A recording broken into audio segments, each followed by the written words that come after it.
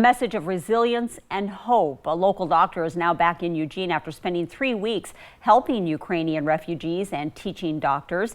And KZI 9 News reporter Grace Smith spoke to the woman who left with a new outlook on life and hopes to inspire others.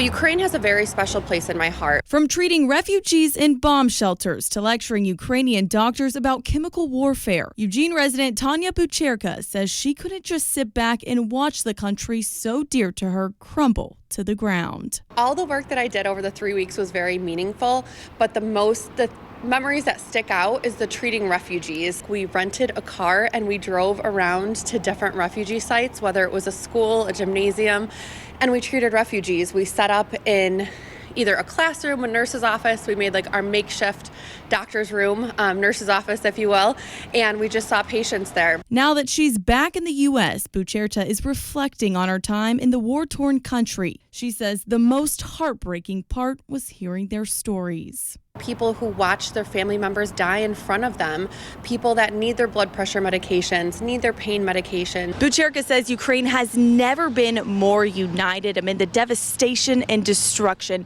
She says it was life-changing walking around seeing the Ukrainian people so positive during the worst of times. It's just amazing to see how kind and happy people still are with their country being torn apart.